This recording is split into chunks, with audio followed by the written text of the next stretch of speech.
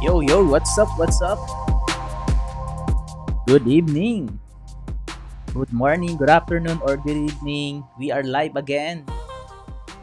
Yan, so magpapakita na tayo sa screen. Ayan na tayo. Alright, let's go. We are live, guys. Welcome back dito sa ating live Q&A session dito sa ating community. Alright.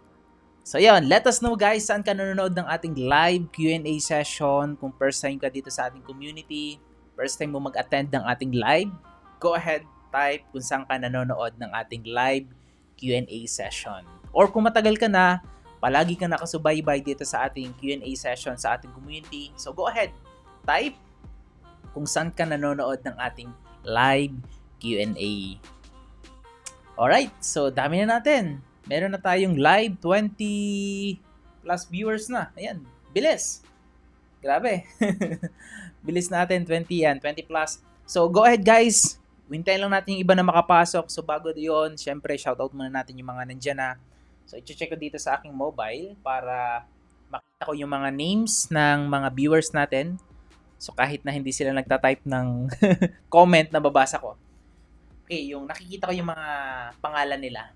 Okay? So, kung sa tingin mo na makakatulong din itong live na to sa mga friends mo, community mo, I highly recommend to share this live. Okay? Wala namang bayad to. Libre lang to guys.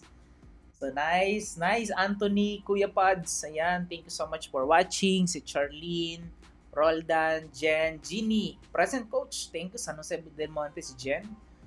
Cebu naman si Michelle, si Charlene, kakapasok lang. And then si Kaisha, kakapasok lang din.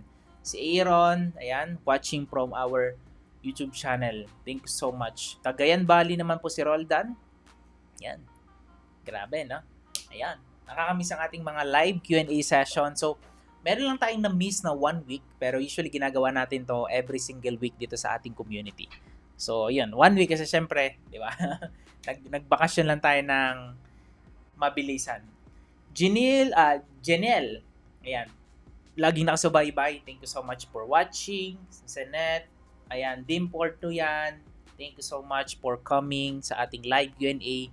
Guys, ito, kung meron kayong mga katanungan, ito laging sinasabi ko, kung meron kayong katanungan, related sa sales, marketing, and business, paano natin matutulungan yung bawat isa, yan, drop your question below. Or anything na meron kayo, anything na gusto nyo itanong sa akin, na related pagdating sa sales, marketing, and business, or mayroon kayong gustong ipakonsult sa akin directly on live, pwede po.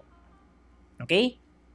Ayan. Sige. So go ahead guys, type your question na. Start na tayo para ma-maximize natin yung time dahil very limited lang yung live na to. 1 hour lang. So maximize natin yung 1 hour live session. So wala pa namang 8 p.m. mag-start. 8 p.m. talaga yung live ko. Naka-schedule today. But nag-start ako ng advance para ayan, makapag-start tayo ng mas maaga. Melissa, Cho, Erickson, thank you so much for watching. And ayan, Joan, thank you so much for watching. And kung may mga katanungan kayo, drop your question below and sasagutin natin yan. And babaya, after the end of our live Q&A session, meron akong very important announcement, especially sa mga community natin. So, stay tuned dahil maganda to. Okay, Jack and Nariel, Chris, thank you so much for coming. Ayan, sige. Hopefully, nabati ko naman lahat. Ayan, nabati ko naman. Wala naman akong na-miss. Watching from Hong Kong, Cebu, si Michelle. Ayan. Ayan. Salamat, naka-live si Coach. Crown Mateo, thank you so much, brother. Alam ko, nag-message ka dun sa page ko. Na-notify naman ako noon, nakita ko yon. And hopefully, na-replyan ka rin ng aking admin dun sa concern or questions mo. Alright, sige. Ayan, may mga question dito. Joan, siguro unahin natin si Joan. Ayan. So, much better siguro i-flash natin yung kanyang katanungan. 'Di ba? Para at least nakikita ng lahat. Ayan, kita? Question po yan ni Joan. Alright. Ang question niya is, paano mapababa ang CPM? Cost per messaging conversion. Ayan. Parang every live merong mga nagtatanong nito. Paano mapababa ang CPM? Very common question 'yan, guys. And Isa yan sa mga common problems din na na-experience ng mga nagrara ng Facebook ads. Kasi dito sa atin sa Philippines, karamihan ng mga Facebook advertisers, so mas marami sa kanila yung gumagamit ng engagement campaign, okay? Or yung any campaign na pupunta dun sa send message. And then, ang tinatrack nila is kung magkano yung nagiging cost per message nila. Okay? So, okay naman na dapat alam mo yon, pero by ano na lang, by results na lang yun ng performance ng ads mo. Kung gaano kababa ang cost per messaging na nare-receive mo sa Facebook, is bunga na lang yon, 'di ba? Bunga na lang yon ng gaano ka-effective yung Facebook ads mo. So, ang sagot doon, gaano ba ka-effective yung Facebook ads natin? Para bakit bumababa ang conversion ads? So, yun yung una nating kailangang i-improve. Okay? Improve yung ads mismo. So, from the ad level, dun ka muna mag-i-improve papunta dun sa ad set. Okay? Or yung ad setting. Kasi kung minsan kahit wala kang ilagay na targeting or mali ang targeting, basta maganda ang ad mo, bababa ang cost per message mo. But the challenge is, may chance kasi na kapag mali din ang targeting or talagang totally wala kang nilagay na targeting, very broad ang nakukuha natin ng market. So, importante pa rin na dapat naglalagay ka ng targeting. Okay? Bukod sa meron kang magandang ad copy, okay? Effective na Facebook ad copy, tama din yung ad level. So, yun yung kailangan mong ma-improve. Paano siya mapababa? Yes, test mo po yung creative mismo, photo or video. Yun yung una mong itetest. Kung hindi effective ang video ko, siguro next day mag-run ako ng another video. Photo, ganun din naman, another photo. Tapos, hindi lang po yun sa photo dapat natin nag-split test or ni-improve. Kasama din yung pinaka-primary text or yung ad copy. Plus, yung headline. Plus, yung call to action. Plus, yung thumbnail kung video ang ginagamit mo. So, marami kang kailangang i-consider para makuha mo yung best performance ng ads mo. Pero hindi yan 100% kapag nakakuha ka ng sobrang baba na cost per message ngayong araw at susunod na 30 days, same cost per message yung makukuha mo. So, nagbabago-bago. And by design, ganun ang Facebook ads, di ba? Hindi niya hayaan na palaging mababa ang cost per message mo. So, hindi na natin control yon. So, ang control lang natin, Joanne, is gumawa ng effective na Facebook ads. Okay? Yun yung kailangan nating matest. Okay? So, more kung video dapat, 'di ba? Meron kang hook, 'di ba, na to get the attention. Okay? Tapos yung video din, of course, yung quality ng video. Ito related to sa sales and marketing. Ayan, sales marketing. Gusto ko yung question ni Charlene Pakatang. Ayan. So, one of my students sa community. Effective pa din po ba yung webinar to get sales nowadays? Yes. Depende to, Charlene, dun sa minamarket mo. Okay? Pero kung business related or business opportunity yung ino-offer mo or mga training related like mga online marketing or nakadepende to. Kung ang business mo ay nasa niche ng pag-live selling, hindi na nila kailangan umattend ng webinar para lang makabili ng damit na gusto nila. So, effective ang webinar, depende to sa niche na pinasok natin. So, bigyan kita ng idea. Yung niche, let's say for example, nasa industry ka ng insurance, ayan. Or nasa industry ka ng coaching industry, ayan. Isa ka sa mga nagtuturo, nagbibigay ng training sa mga students mo. Yan. Or meron kang program na gustong i-offer, meron kang opportunity. Okay? So, yung mga industry niche na yon is effective siya. Basta, okay, maayos yung flow or yung pinaka-context yung pinaka-content din ng webinar mo. Kasi, 'di ba? Challenging naman kapag magwe-webinar ka tapos hindi mo maipe-present ng maayos or exactly kung ano yung dapat nilang makuha dun sa webinar mo, hindi din siya magiging effective. So, ang pinaka-effective na webinar talaga is by testing yan, malalaman mo. So, natutunan ko rin kay Russell Brunson nung nabasa, parang weekly nag-webinar siya that time nung nagsisimula siya. And still, webinar yung pinaka-most profitable na mga campaign nila sa kanilang mga program. Okay? And then, marami pa kung titingnan nyo, aaralin mo Charlene, like si Alex Hormozy, di ba? Nung nag-live siya, webinar niya yung dinaan sa webinar. Di ba? Sila Tony Robbins and sila Dean Graziosi and so on. Yung mga talagang kilala sa iba't ibang niche. So, effective siya, Charlene. Kailangan mo lang makapag-create ng high compelling na webinar presentation na talagang magko-connect dun sa mga target audience mo. Okay? Yeah. Yes, salamat. Naka-live si Coach. Okay, present Coach. Ano i-maximize ad set for insurance product? Nariel, I really suggest still send message pa rin muna yung gamitin mo. Yan. Kailangan mo kasing ma-practice. Ayan. Kung insurance daw yung related, yung ino-offer niya, anong best ad. Okay? Send message. Okay? Muna. Okay? Kung mag-conversion ka kasi, you need a system, a website.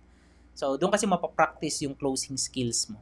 Yung paano mo kikilalanin yung mga audience mo, yung mga inquiry, paano mo yan i-handle using send message. Okay? Tapos, kasi yan, parang people, parang personal. So, kailangan nilang malaman yung Facebook profile mo, kailangan kanilang makachat para real, di ba? Kasi, medyo high ticket din ang ino-offer natin. Okay? So, maximize. It mag-ad set po sa ad set naman, ang question is sa ad set din. Pwede mo ilagay directly yung mga interest or targeting na related sa gusto mong ibigay na benefits dun sa mga kukuha ng insurance. Pwedeng people na sobrang nagki-care pagdating sa ganitong bagay like health and wellness. Ayan. Pwede mo ring target yung mga people na gusto ng investment. Okay? Kung mayroong investment ang insurance nyo. Kung wala naman, pwede may target yung mga ad set interest na hindi common na tina-target ng iba. So, kailangan lang maging unique ka. So, maraming ka pwedeng i-target. Okay? Like people, influencer o public figure na pwede mong i-target. Search ka sa US, sa Philippines, na sino ba yung pinaka-sikat or kilala na ambassador pagdating sa insurance. Yun. So, yun yung mga pwede nyong i-target. Hindi lang interest. Public figure, sobrang effective din. Hello, Coach. Sikat naman. Ano magandang objective? Selling ng physical product po. Ayan, nagbebenta siya ng product. Possible nasa e-commerce industry siya. Or, nagbebenta siya. Online selling. Depende ito sa sa cut. Ano ba yung existing process or system na meron ka? Meron ka na bang website, landing page para dun sa product mo? Kasi kung wala, engagement. Ayan, engagement pa rin. Pwede namang sales, papupuntahin mo dun sa send message, pwede naman. Pero kung gusto mo ng mas maraming inquiry, di ba? Start ka muna sa engagement and then try mo ka mag-run ng sales campaign. Then lead mo sila dun sa messenger ads. Pero still, mas maraming inquiry sa engagement. Yeah, physical product. Yun. I-test mo both. Okay. I-test mo parehas, sales, tapos engagement, same targeting, same creative. And ako, ganun lang ako. Merong question, ito-test ko yan. Parehas. So, dalawa lang naman. Hindi mo naman iti-test lahat ng objective. So, at least ito, 2 options lang ang gagawin mo. So, yun yung dun mo ma-identify saan ang effective. Hindi ko kasi masasabi. Pwedeng effective ang sales. Sa akin, ang pinaka-effective is sales campaign. Yung iba naman, ng mga student, mga client natin, effective sa kanila is engagement campaign. Nakadepende, di ba? Nakadepende ito sa ino-offer natin at dun sa existing sales process na meron tayo. Pwede ba mag-ads ng real estate? Yes, 100%. Oo naman. Hello Coach, sa course mo, kasama na ba yung pag-link ng e-com website sa Facebook? Ano yun? Baka yung pixel to, bin. Yung integration or setting up your pixel kasama dun sa training. Basic lang naman yun. Yes, kasama siya. Yes, ayun, dami nating live viewers. Coach, ask ko lang kung ano yung pinaka-effective way para maiwasan yung restriction. Aesthetic clinic siya. dito mahirap po kasi mag-ads sa Kita Skin at mga before and after. Kumbaga yung question mo, sinagot mo na rin yun. Pero dagdag na lang tayo. Before and after, tapos i-show natin yung mga skin, like yung mga skin na talagang sobrang open, like yung parang yung yung pinakaano ng skin, yung mga nag-irritate, ganyan, so on. Tapos papakitaan mo ng before and after. So, medyo mahirap yon kasi pwedeng makita ni Facebook, ay, baka hindi naman to legit. Or gamitin din ng iba, nakuha lang sa Google. Also, ano kasi yun, claims yon sa Facebook. Okay, based on the policy, bawal talaga yon yung ipapakita mo in public, yung skin, open na talaga. Plus before and after. So, ang pinaka-safe na na approach kung aesthetic ang ano mo ino-offer ang business mo, use a testimonial video. Okay? O pwede yung mga promotional na ads, pwede 'yon. Pero still effective ang testimonial video. Hindi mo na doon kailangan magpakita ng before and after. Okay, mag-shoot ka ng video, 1 minute video to 2 minutes dun sa client mo. So kung meron ka mga client na satisfy naman dun sa mga services nyo, hingi ka lang ng feedback na cellphone lang, send lang sila ng video testimonial sa'yo or dun mismo sa clinic after ng session nila, di ba? Ask ka ng permission kung pwede bang makahingi ng quick testimonial about dun sa services na i-provide nyo para maiwasan. Tapos, yun lang, mas ano yun, mas real talaga yung dating dun sa mga makakakita ng ads mo. Before and after kasi madali na yung gawin. Especially kapag matatalino na yung mga tao sa Facebook. Okay? Halos araw-araw nakakakita sila ng before and after. So, mas legit kung talagang testimonial. Okay? Si B naman, ano bang magandang strategy kapag food product na walang website ang tinitinda? Like banana cake and cookies. Yeah, meron akong kaibigan. Actually, asawa siya ng friend ko. Nag-start sila ng walang website. Okay. Eto patok to sa Instagram ads. Pwede ka mag-add sa Instagram. Yun. Use Facebook to run ads sa Instagram. Pwede yung Facebook din naman. Mas malaki yung market. Pero malaki rin yung market sa Instagram ng mga ganitong type of product like yung mga cake, mga cookies, yan. So, kung anong strategy, dito pwede mo nang gamitin yung mga iba't ibang campaign, hindi lang engagement. You can use a awareness campaign para mas maraming makakakita kasi awareness strategy plus engagement. Kung gusto nilang directly umorder sa'yo, magsisend message sila dun sa Facebook mo. So, yeah, yun yung mga strategy. Tapos, pag nag-send message sila, so, magkikreate ka dapat ng flow. So, pwede mong sagutin manually and you can use a minimal automation like kapag nag-send message sila, magkakaroon ka ng welcome email and then bibigyan mo sila ng welcome gift or welcome coupon para kapag nag-avail sila, ma-avail nila yung discount na to. Okay? Kapag nag-order sila, okay, within ganitong oras, parang may urgency. Okay? Or mag-create ka ng mga promotional na campaign or promotional messaging dun sa loob ng send message mo para mas ma-convert mo yung mga gustong bumili. Okay? Yeah, kahit wala kang website, yes. Basta consistent ka lang din sa pagpo-post. Okay?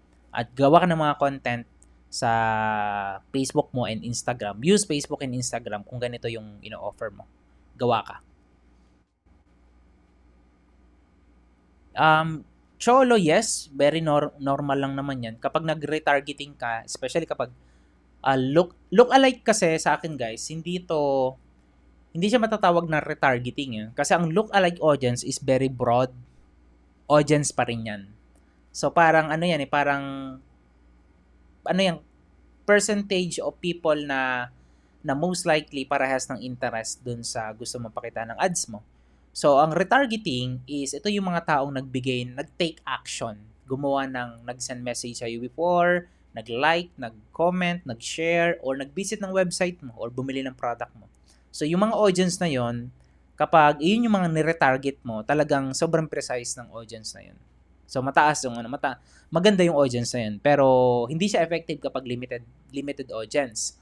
Kapag LLA naman, yan. So yun, common yun na mataas ang CPM. Tapos based on my experience, yung look-alike audience, every time na ginagamit ko yun, hindi siya tumatagal ng mas pangmatagalan pa rin yung keyword or yung interest mismo ilalagay mo, 'di ba? Let's say food ang binebenta mo, let's say mga food like organic, 'di ba? Organic food, 'di ba? Or food keto. Ayan. So mas ano pa rin 'yon, mas matagal pa rin yung audience na 'yon unlike sa mga LLA. Pero you can use.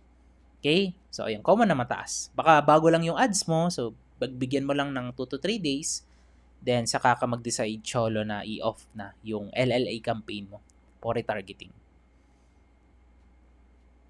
Coach, may course po ba kayo sa customer list tutorial? Arwell, meron dun sa kahit hindi mo na kailangan ng tutorial dito punta ka lang sa audience mo. Okay? Customer list. So, ang customer list, yung po yung tinatawag na dito sa audience natin. Let me check kung ma-open ko yung aking ads manager. So, ang customer list, kailangan meron kang listahan ng mga customers mo. Okay? So, ganito yan. So, dito sa custom audience, nandito ako sa custom audience.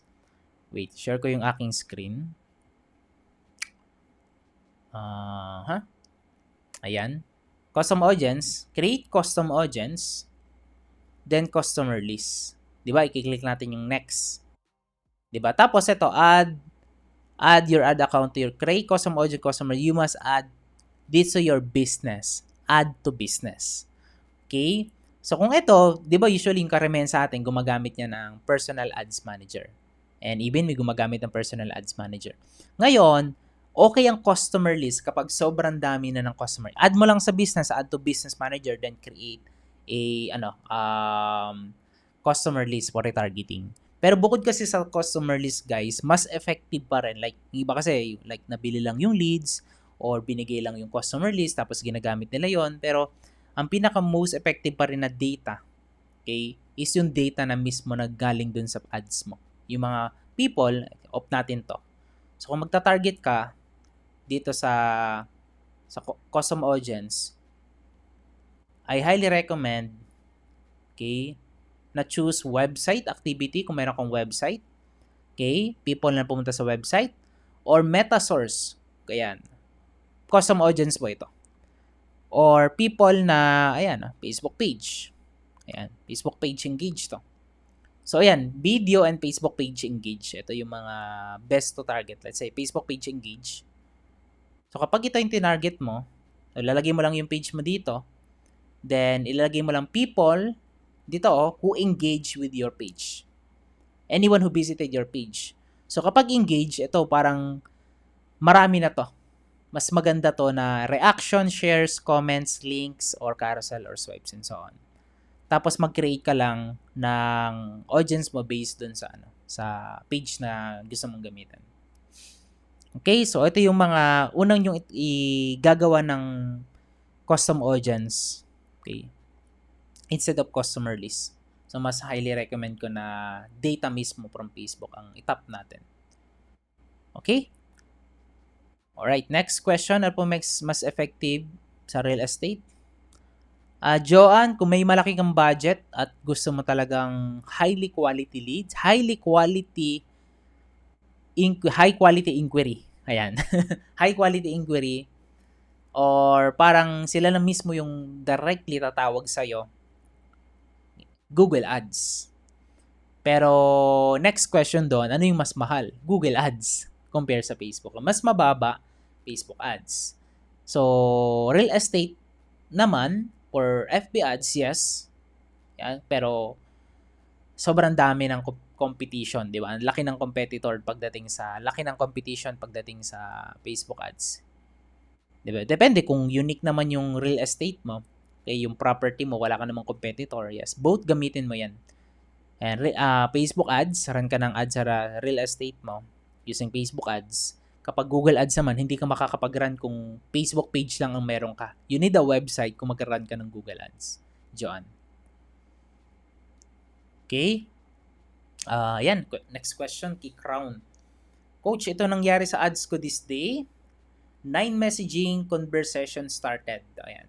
People na nag-send message. 22 yung CPM daw niya. Tapos lumaki ang CPM ko, wala naman nag-PPM, nag-personal message.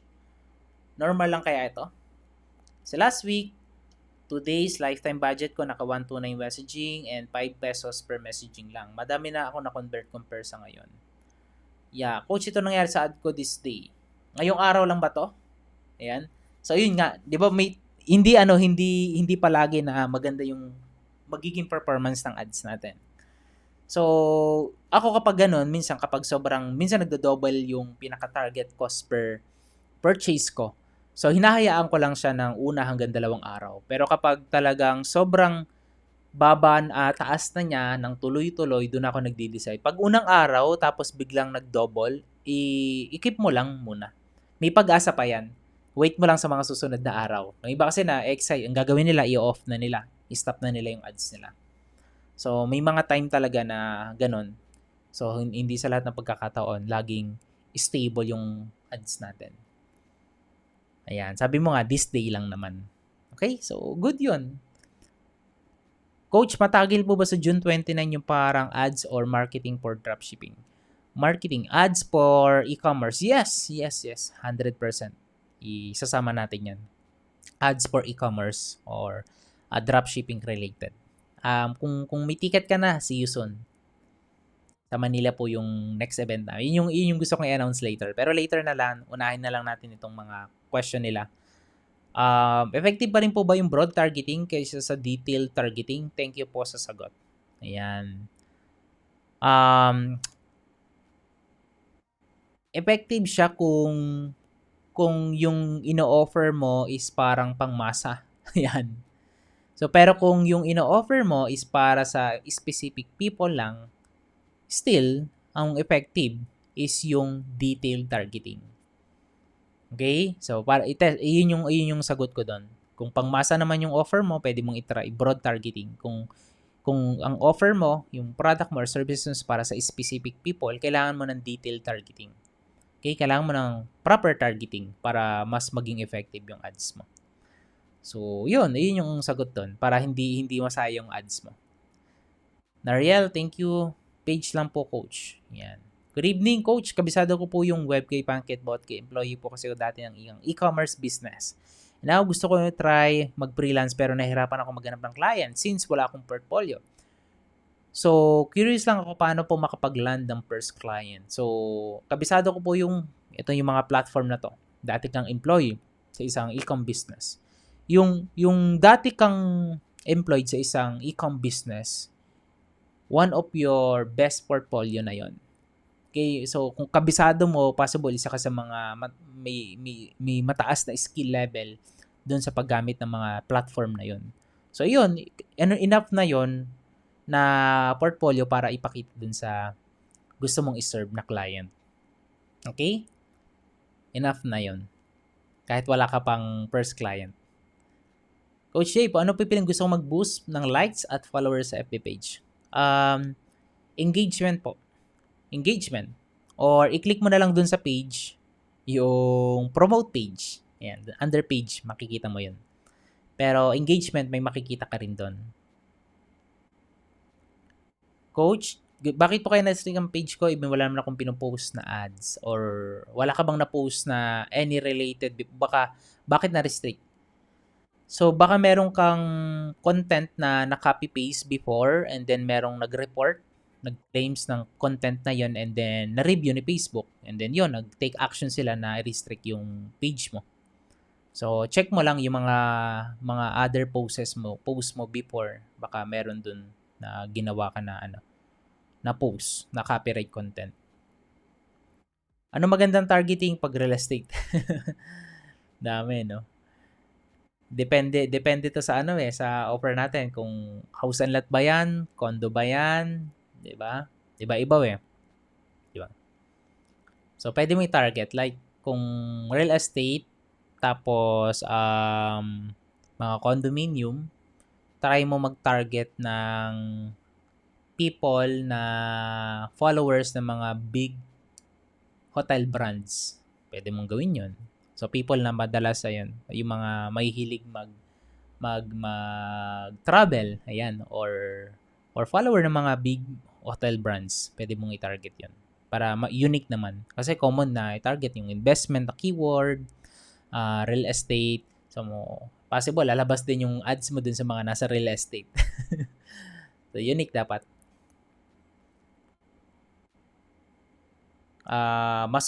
Number one is contact Facebook Ads Manager. Para masolve yung restriction, yun, hindi natin siya pwedeng gawin on our own. So, bibigyan ka ng instruction ni Facebook. Ito yung kailangan mong isubmit.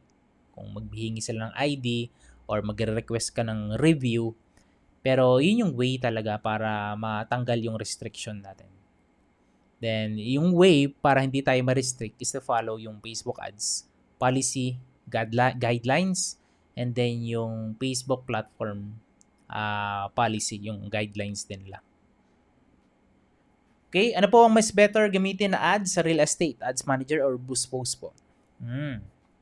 Gusto mo ba ng mas maraming engagement na mabilisan lang yung pag-run ng ads? Ayan, use Boost Post. Kahit wala ka pang idea o first time ka mag-run ng Facebook ads, Boost Post is enough.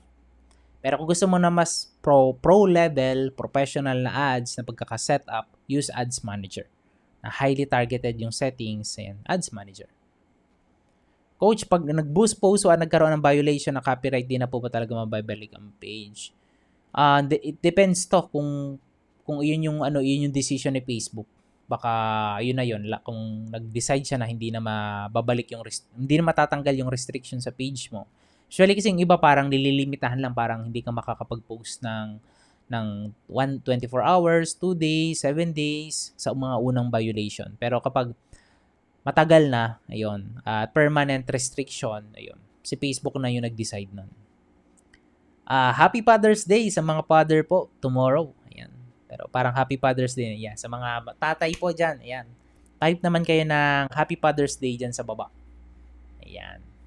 Sa mga nandyan. Happy Father's Day kay Earl. Ayan. Good evening po, Coach. Ano pong best way to sell in real estate na pwedeng gamitin ng platform na may suggestion? Newcomer here. The best way to sell in real estate. Okay. Platform. Facebook is one of the best platform to sell yung real estate. Kung paid ads. Kung organic kasi mahirap yung parang ang hirap ng aralin ng algorithm ni Facebook. Kung depende dun sa content mo. Nakadepende sa content mo. Isang platform na masasuggest ko dahil nasa Facebook tayo is YouTube. Kung nasa real estate ka, position ka sa YouTube kasi sobrang konti ng competition, guys, sa YouTube na mga nasa real estate. Sobrang konti. Kasi mahirap, guys. Aminin natin, mahirap mag-create ng content. Diba? Mahirap. Ang Facebook ads, boost post, madali lang yung gawin. Pero ano ba yung pinaka-most challenging sa lahat is yung content creation. So kung papasukin mo yung content creation, position ka sa YouTube, doon ka mag-sell ng property mo, doon ka mag-educate ng property about sa property nyo, mas magiging long-term yung balik sa'yo ng effort na gagawin mo. So guys, mapa-organic or paid traffic man yung ginagawa natin, still nag-i-invest tayo doon. So wala talagang tinatawag na pre-traffic. But still, nag-invest tayo ng money, time, and effort dun sa mga ginagawa natin. Pero kung long-term talaga, use YouTube, guys. YouTube is the best. Marami ng patunay yan kung gusto mo talagang evergreen yung content mo. And high quality traffic, Christopher. Thank you po. Coach, ano po yung setup ng AP Pixel doon sa automated webinar mo? Automated webinar. So medyo technical siya pero I use custom pixel code pero provided naman yun ni Facebook. Siguro basic lang din, bigyan kita ng idea. Coach Zach, eto yan. So sa ating Facebook, open ko lang yung yung pinaka pixel. Okay. Tapos mag-open ako ng webinar. Okay, open ko ang aking webinar. Okay. Tapos open ko lang yung link. And a little bit technical, pero basic lang to guys. So ito, yung link na to ay yung paano ko ba maibigay ito? Siguro PM mo na lang ako, send ko sa itong documentation na to. Pero para pwede na ring magamit ng lahat, ayan, i-DM ko na lang dito. I-chat ko na lang dyan sa chat. Wait lang. Chat ko lang. Paste. Paste. Ayan. Wala namang problema kung i-share ko to. Ito Zach. Share screen. Ayan. So, para ma-track mo yung tinatawag na cost, ito pixel na po to guys. Medyo technical to. Kapag meron kang website or meron kang mga funnel, usually ito yung ano.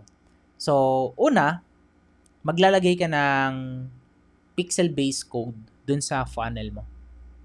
So, kung walang options to add funnel, yung ID, ito yung standard pixel na provided ng Facebook. So, hindi mo na to i-code. So, provided na to ng Facebook. Ang pinalitan lang natin dito yung mga naka-red. So, update mo to sa Facebook pixel mo, Zap. Tapos, i-paste mo to dun sa lahat ng pages mo, dun sa funnel. Kung meron mang isang option dun para lalabas na siya sa lahat ng pages, much better. Pero kung wala, per pages mo to i-add. Ngayon, kung saan siya magre-redirect, dun mo naman ipipaste yung second. Tapos, make sure na updated din yung naka-red, and then you decide kung anong targeting, anong specifications or standard event yung ita-target mo. Meron yan dito. Ito. Itong naka-highlight, nanggaling to mismo sa binigay ni Facebook. So, hindi to, pwede mo tong gamitin sa custom conversion. Pero meron din si Facebook na standard events. Kumbaga, yung mga events na to, ito yung ginagamit ng mga advertisers na gumagamit ng sales conversion. Medyo technical, pero ito yung process talaga nun. So, meron siyang standard event code na kung saan, let's say, gusto kong i-track yung mga taong magbibigay ng contact information. Gusto kong i-track people na nag-donate. So, makikita mo dun sa ads, cost per donate. Di ba? So, dito, cost per lead. Cost per people na bumili ng specific product mo. Kung fixed item naman yung product mo, pwede mong iset dito yung currency niya. Schedule. Okay? So, pakita ko. Lalagay ko lang dito. Mag-a-add ako dyan. Then, paste natin to. Ayan, schedule. So, in-add ko lang tong na to. Additional na to. Okay? So, ganun lang yon. Tapos, eto for thank you page kung webinar or opt-in yung process mo. Pero kung e-commerce tapos nag-sell ka ng product and then after nilang ma-redirect sa thank you page, pwede rin yun. Okay? Or ma-redirect sila sa order confirmation, pwede rin. So, ang gagamitin mo dito is hindi na tong complete registration or schedule. Hanapin mo dito yung pin-provide niya, purchase. Ayan. So, ikakopy mo to. Copy ko lang. Tapos, ilalagay natin dito. Ayan. Oops. Sana yun? Ito na siya.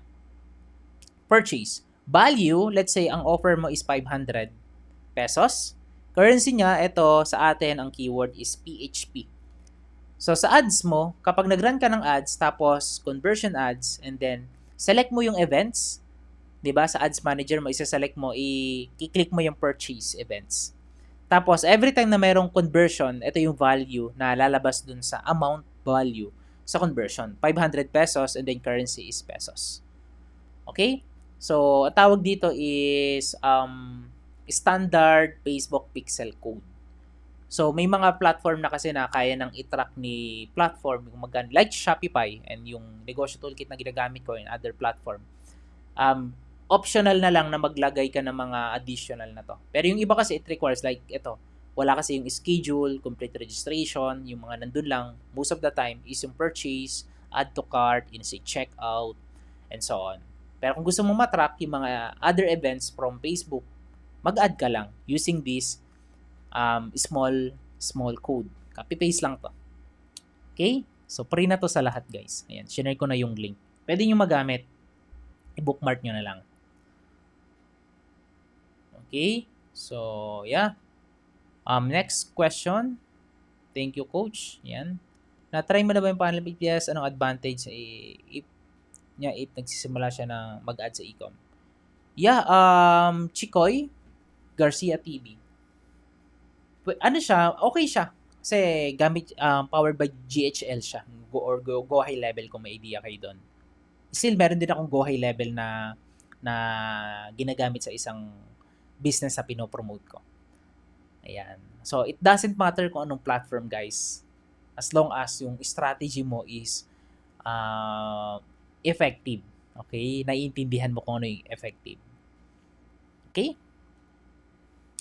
Sir, pwede po bang i-rate ng 4 ang ads platform like?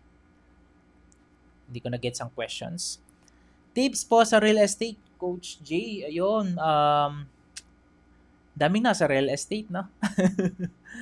Nasabi ko na kanina, ano bang specific tips ang gusto mong makuha, Charles? Or kung tatanungin kita, Charles, ano ba yung top 2 common problems mo na gustong ma-solve? Okay, na na-experience mo right now, Charles. So, yun. Doon kita bibigyan ng tips. Kasi maraming tips na pwedeng may share naman. Coach, pag within interest, yung gagawin testing, mas okay po ba na isa-isang interest lang kada ad set or multiple interest kada ad set? Ephraim, use my 3x3 approach. Yung flex targeting, dalawang interest yon. Precise targeting, yung precise interest, isa lang po. And then broad targeting, yung a general keyword. So yun yung gawin mo. Pero ako hindi ako nagta-target ng more than 4 to 5 na interest sa isang ad set. Max ko lang dapat 2. Kung minsan, kailangan ko pang mag-add ng isa, naglalagay ako. Pero most of the time, 2 interest lang ang tina-target ko. Mas naiintindihan ko kung sino yung tina-target ko. Mas kilala ko.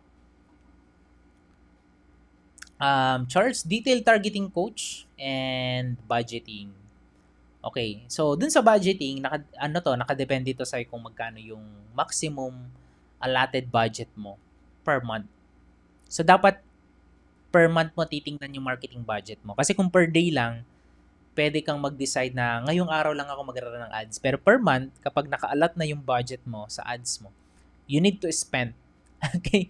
Kasi inalat mo yan eh. Example, nag-allot ka ng 10,000 per month to 30,000 per month. So, automatic, naka-divide na yun per day kung magkano yung i-spend mo. So, yun yung budgeting ko sa ads. Decide ka magkano yung budget mo per month. Then, hindi naman yun upfront. So, then, i-divide mo sa 30 days. Dapat ayun yung ads mo. Sa detail targeting naman, kapag real estate, maraming kang pwedeng i-target sa real estate. So, kailangan, sabi ko, unique. Hindi dapat very common yung tina-target natin na keyword or interest sa real estate natin. So, pwede mo i-target yun. Kagaya ng sinabi ko, like banks, mga hotels, mga big hotels, local and international. People, siguro sa behavior, like people na madalas mag-travel local and abroad. Okay? So, pwede mo i-target yun. People na naka-follow or may interest sa mga luxury brands like mga Louis Vuitton and so on. Ayan. So, dahil real estate, syempre, ang target mo naman dyan, di ba? Yung talagang may kakayanan na mag-invest sa real estate. Pwede po bang i-rate 4, which is Google Ads, Facebook Ads, YouTube, TikTok Ads for beginners to pro? I-rate. Ayan, sige. Ako na lang magtatanong sa inyo. So, question, di ba? So, tingin nyo, kung nag-run na kayo ng ads before or currently nag-run kayo ng ads, ano yung pinaka-most effective platform na nasubukan nyo? Kasi I tried lahat ito. Google Ads, Facebook Ads, YouTube Ads, and TikTok Ads. So, some question to, drop your answer dyan sa ibaba. Kung nag-try ka na before or currently nag-run ka ng ads, Google Ads, Facebook Ads, YouTube Ads, or TikTok Ads. Saan ka? Saan yung pinaka-effective and most profitable na campaign na nakapag-generate ka? Ayan. So, doon natin malalaman, Zebex, kung saan yung pinaka-effective. Kasi galing na to mismo sa feedback ng mga kasama natin. So, let me check kung meron na dyan. Sige, type your answer. Google Ads, Facebook Ads, YouTube Ads, or TikTok Ads. Kung saan ka pinaka-effective. Isa lang. Ayan, tingnan natin. Tingnan natin. Ayan. Ayan. Facebook, ayan, si Maricar, Facebook, FB ads din, may dalawa na. Yung iba, FB ads din, ayan, may mga nakikita ko, Facebook ads, FB, si Crown. Ayan, parang puro Facebook ads, no? Ayan, Facebook ads din for me, kay Anthony, Facebook ads din, Facebook ads din.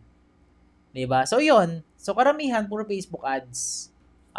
Zebex. Siguro kung i-rate ko, is sa akin based on my experience then, in 10 years na nagrarana sa online marketing, Facebook ads. Okay? Google ads is okay naman siya kung meron kang malaking budget. Okay? Then, depende rin to sa gusto mo talaga. Kung e-commerce ka, like yung mga low ticket na product na ibebenta mo, Facebook ads. Kasi Google ads napaka-expensive sa mga, especially kapag low ticket ang offer mo. Kailangan mo ng high ticket. Kung sa isang sale, kumikita ka siguro ng at least, 'di ba? 100,000 to half a million. Okay lang talaga to spend ng malaki dun sa Google Ads. 'Yon. Pero sa Facebook Ads is very profitable kasi sa Facebook Ads, mas open yung tao, mas engage, and mas active yung tao dun sa Facebook Ads, especially dito sa Philippines. 'Di ba? So, 'yun nakikita natin sila na pwede mo silang i-add as a friend, nakikita mo yung kanilang activity online. So, mas okay din talaga si Facebook Ads. Okay? YouTube Ads naman, um, walang content. Example, merong nag-inquire sa YouTube Ads mo, nag-how, nag-comment. Pag chinek mo yung profile nila, kung minsan wala talaga silang content. Parang picture lang, tapos YouTube account nila or Google account. Wala talagang content. Unlike sa Facebook, meron. So, kung titingnan mo or i-pre-qualify mo, isusort mo yung mga audience sa mga platform na to, okay, masosort mo dun using Facebook ads and TikTok ads din. TikTok, depende. Kaya kung yung market mo naman nasa ibang category naman, like nasa Gen Z or millennials, ayan, pwede pa yun. Pero still Facebook ads, Zebex, yun yung sagot ng ating mga viewers. So, mas marami ang gumagamit. Mas effective daw sa kanila ang Facebook ads. And even me, mas effective and mas profitable yung lahat ng campaign ko sa Facebook ads. Coach, kung mag-ads specialist, magkano po kaya ang rates international and local? Joanne, international siguro, kung ang rate mo dito, nag-offer ka ng 25,000 sa mga client, kung beginner ka pa lang, minimum 25,000 to 50,000. International, siguro mga 50,000 minimum to 100K, $2,000 per client yung mo. Ay yung rate na pwede mong i-ask. Coach, may way po ba or technique paano manalo sa bidding ng interest? Yes. Target the interest and spend higher ads dun sa interest na yon. So, kung yung iba nag-ads, nagba-budget lang ng 1,000, 1,000 or 500 a day, why not times 10 or times 5 mo yung budget mo? So, dahil bidding nga, so kung mas malaki yung budget mo, na mas magiging priority ka. 'Di ba? So, the more you spend, 'di ba? Mas gusto ni Facebook. Kaya Facebook is auction, guys. Chikoy, ilang yung strategy doon. Tapos syempre, labanin mo na effective dapat talaga yung campaign mo, yung ads mo, or yung product mo. Okay? Coach, for affiliate marketer naman po, Pounzi de Aziz, ano po yung binebenta natin as an affiliate marketer? Physical product ba? Digital product? Or ano? Ayan. Kung ads sa affiliate marketing, ayan, anong specific product? Coach, mas effective din po ba ang detail targeting kesa sa BBM pag sa e-com? Yes. Detail targeting. Ephraim. Google Ads is more effective than FB Ads, sabi ni Rogel. So, possible nasa real estate siya. Sa picturean pa lang niya eh. So, ayan. So, nireveal na niya. I think nasa real estate siya. Ayan. So, ano naman, parang in general naman yung sagot ko kanina. So, Facebook ads sa akin. Kasi wala naman ako sa real estate. FB ads, Coach for me, FB ads, Google ads, pag mayaman yan. Pang mayaman yan. Pag car sales, anong platform ang most effective? Mga sales, car sales sa car industry ka. Yeah. Engagement campaign. Thank you, Coach. Advice din about affiliate marketing, November Chester. Ano ba yung affiliate marketing? Anong type ng affiliate marketing? Kasi ang daming pwedeng gawin, di ba? Affiliate marketing na may product, affiliate marketing na merong digital product, or affiliate marketing na merong opportunity on the side. So yeah, ano yung specific, mas maganda. Anthony, yes, go to jgregory.com. Nandun po yung details ng aking mentorship. Coach, why po FB page na di nagbabago ng number of followers kahit madami nag-follow pero sa business with increase naman pati sa IG? Okay. Baka minimal lang yung changes at hindi mo lang napapansin. Just in case ganun, baka error na yun mismo kay Facebook. Okay? Dami yung followers sa ganyan pero sa hindi mo naman nakikita. Pero kapag minimal lang, ayun. Okay lang yun. Physical product, affiliate marketer selling physical product. Ayan. Siguro nasa nasa TikTok affiliate. Ayan, i-ads mo ba? Or Shopee affiliate, Lazada affiliate, or dropshipping affiliate, then physical product ang binebenta natin. Okay. Yun. Kung i-ads mo kasi yon, guys, ang ginawa namin before ng friend ko and tinuro din niya sa akin is traffic campaign. Kasi sa mga platform, Shopee, Lazada, or hindi ko alam sa TikTok kung paano. Pero sa Shopee, Lazada, di ba meron silang tinatawag na cookie. So, use traffic, bumili man sila or hindi bumili dun sa platform na yon, at least nasa-save na yung cookie technology na 7 days or ilang araw yon.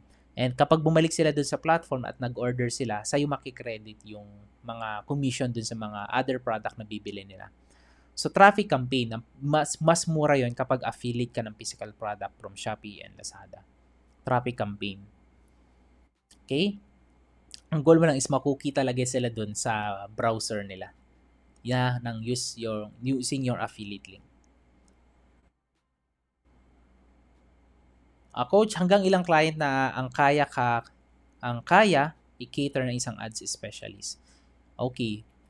Kung nag-iisa ka, tapos mga minimal lang siguro yung mga pinapagawa ng mga client mo, siguro, kaya mong mag-handle ng mga per month, kaya mong mag-handle mga 3 to 5 client per month. Ay, kung minimal lang naman. Yes po, real estate, sabi ni Rogel. Yeah, sakto. Health and wellness. Yes, Google Ads nga lang is so expensive. Tama. Yeah, yun. Nasagot ko na to. Juan C. De Jesus. Ayan, Lazada. Pag mag-run po ng ads sa travel and tour agency, magkano pong advisable at initial budget? Alice Malibiran. Initial budget, siguro, you can start for $1 per day or 58, 60 pesos, less than 100. Pero sobrang konti lang makakakita nun. So, mas maganda, mas malaki. Diba? 300, 500 a day, yun, advisable yun kapag nagte-test ka. Anong metrics po ang critical than CTR or impression for local service-based business? Louis Galon. Okay, local service-based business. Bukod sa CTR and cost per 1,000 impression, diba? Anong critical metrics? Okay.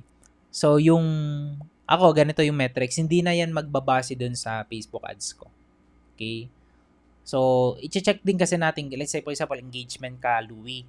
Tapos, may month na ang dami yung inquiry, pero nung tinignan nyo ng monthly based sa KPI nyo, ang baba ng sales conversion. Tapos, yung second month, ang mahal ng inquiry or mahal ng CPM, pero mas marami yung sales conversion, mas malaki ang revenue. 'Di ba? So, yun yung mga metrics din na titingnan natin. Hindi sinabi na ang dami mong inquiry ngayon, mas marami kang sales na makukuha. May mga pagkakataon na kahit kokonti ang inquiry mo, pero parang napansin mo na highly targeted tong mga tao na 'to. 'Di ba? So, parang mas maganda yun na tingnan din. Itingnan din natin siya kung minsan na hindi lang dahil mataas ang cost per message, baka lugi na tayo. Baka si Facebook, bas binibigyan ka lang ng mga high quality people, kaya 'di ba? Hindi natin alam, 'di ba? Pero kung talagang mahal na yung ads mo, 'di ba? Tapos wala pang sales, 'wag mo sisihin si Facebook. Okay, sisihin na natin yung process natin bakit wala tayong sales, wala tayong na-close na sales or wala tayong naibenta. So, yun yung mga metrics na dapat i-consider natin din. Okay? Business metrics na po. So, yung CTR, yes, alam mo naman yan. And impression, cost per 1,000 impression, mas mababa, mas maganda. CTR, mas mataas, mas okay. Okay? So, organic product, ano pong magandang targeting at interest? Yung mga organic food product. Ayan, organic, mga related pagdating sa mga healthy habits. Ayan, targeting mo to. Sudoku Gemini. Thank you po. Ayan, you're welcome, brother. Alright, so yun. Hopefully marami kayong natutunan sa ating quick live. So bago tayo mag-end ng ating live, so hopefully maraming natutunan, and bago tayo mag-end, Coach, enroll sana ako din sa mentoring nyo po. Go ahead, Brother Chester, jgregory.com. Nandun lang yung mga details about my coaching and mentorship. So, ito po yung aking special announcement ngayong gabi. So, magkakaroon po kami ng events by June 29. Ayan, June 29, medyo malayo-layo pa. 15 days pa, almost 2 weeks pa. Hindi lang to Facebook ads. Okay, so i-share ko lang sa inyo yung screen ko para makita naman ng lahat. Ayan. So, yung makakasama natin dito, one of my good friends, si Coach John Cornwell, na sobrang lodi pagdating sa Facebook ads and TikTok ads. So, dalawang platform yung master niya. Okay? So, ako naman, sa Facebook ads po, yun yung i-share ko. And hindi ito para sa mga nagsisimula. Okay? Note lang, hindi ito for beginner. Para to sa mga may experience na sa Facebook ads. Kung beginner ka pa lang, siguro watch ka muna ng content ko sa YouTube. Okay? Before ka mag-attend. So, para to sa mga at least may experience na or currently nag-aaral ng Facebook ads nila. Or if you want to level up or gusto mong mas ma-advance yung skills mo pagdating sa mga platform na to like Facebook ads and TikTok ads, this workshop is for you. Okay? So, yung details, makikita nyo po dyan sa screen. And paano naman Coach Jay, paano makikita yung website, paano kami makakapag-register dyan kung nasa Manila lang kami. So, kung nasa Manila lang kayo, much better kasi sa Manila po ito gagawin. Okay? So, saan siya gagawin? Makikita nyo dito. Dito tayo sa Taguig po. Ayan, sa Binis Residences, McKinley. Ayan. So, malapit lang to. Sobrang lapit lang to sa Binis Canal. Kung napasyal na kayo doon, malapit lang to doon. So, June 29, 9 a.m. to 6 p.m. That's Saturday. So, right now, ang ticket pa natin is 5,000 for the early bird ticket. So, price will increase anytime soon kapag konti na lang yung slot na yon. Yeah, so to register, merong options. You can pay via GCash, Maya, or PayPal using debit or credit card. So, simple lang. Ayun, punta lang kayo sa link. Then, get your ticket. And magkita-kita tayo sa June 29 sa event. So, mastermind tayo after ng training. So, dinner mastermind. Anyone na interested na maki-join pa sa amin after ng event. So, welcome kayo guys. So yeah, ito para to sa mga business owners, kung meron kang negosyo, yeah, I highly recommend. Kung isa kang marketers, freelancers, or a media buyer, especially sa mga media buyer, aspiring, or nagsisimula na as a media buyer, I highly recommend this event. If you want to scale, optimize your Facebook ads, and precisely target your ideal audience, yun yung mga pag-uusapan natin dito sa ating training. So very limited na lang po yung ticket as per checking, konti na lang po. So ayan, so go ahead, ito yung link, nakikita niyo sa baba, na comment ko na sa comment section. Or kung meron kayong questions, pwede niyo akong i-message directly related dito sa event natin kung meron man kayong additional questions. Okay? So go ahead, get your ticket and magkita-kita tayo sa June 29. And don't forget, meron kaming special bonus after the event. And don't worry, wala kaming ibebenta after the event. Okay? So, meron kaming bonus na ibibigay sa inyo. So, this is workshop and training alone. Alright, so kita-kits po and maraming salamat sa umattend sa ating live Q&A session ngayong gabi. Nag-enjoy ako sa ating training. Sulit to for sure. Hi Coach J. Hello po, Jaja. Hope to see you sa ating event. Sa mga nandito at nakakita pa. Ayan. So yung link guys, ipipaste ko ulit sa mga hindi na-click. Ayan. Ko-comment ko yung link. Ayan. Click nyo lang po. Post to all. Paste it. Ayan. Na-comment ko na. Salamat. So, Manila naman tayo. So, baka by end of July pa yung June event natin. So, ito June naman to. So, medyo mahaba. Thank you so much. Maraming salamat. And sana meron din sa Cebu. Sige, Louie. Hopefully, habang bakasyon, makagawa kami ng event dyan sa Cebu. So, i-consider naman yan. Nakaplan na sana pero medyo nagkaroon lang konting delay. So, medyo dito naging event sa Manila, Cavite. Pero, hopefully this July. Ayan, sa Cebu naman. Thank you, Coach. December pag-uwi ko makatin ng coach ng workshop mo, Sheila. Alright. God bless everyone and mag-ingat po kayo palagi. Happy Father's Day tomorrow sa mga tatay na magigiting. Ayan. Maraming salamat. God bless everyone. Bye-bye.